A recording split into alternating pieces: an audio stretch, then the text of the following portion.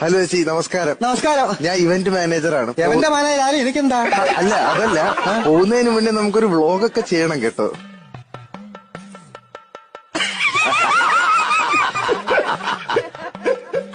ഞാനേ ഇതൊരു കല്യാണമുണ്ടോ, ഞാൻ മറുപടി ഞാൻ തരുന്നില്ല. ഞാന് കേട്ടോ, നീ സംസാരിക്കാതെ നീ. എടാ, കല്യാണം കഴിഞ്ഞ് 3-ാം മാസം എന്റെ ഭർത്താവ് തട്ടിപ്പോയി. കേട്ടോ, ഞാൻ അങ്ങനെ ജീവിച്ചോളല്ലേ ഞാൻ. കേട്ടോ, അവനെ എടാ 3 മാസം കഴിഞ്ഞ് ഭർത്താവ് ചത്തുപോയെങ്കിലും ഞാൻ ഇന്ന് അവരെ ഒരു കല്യാണം കഴിച്ചിട്ടില്ല. 8 വർഷം കഴിഞ്ഞാണ് എനിക്ക് ഈ കുഞ്ഞ് പിറക്കുന്നത്. അങ്ങനെ ജീവിക്കാനാണെങ്കിൽ മിണ്ട, ഇത് കഴിയട്ടെ കേട്ടോ.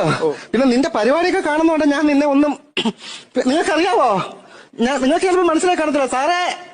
ഇവിടെ തൊപ്പി ചേരാത്ത കേരളത്തിൽ 2 പേരേ ഉള്ളൂ. ഒന്ന് ശിക്കാരി ശംഭു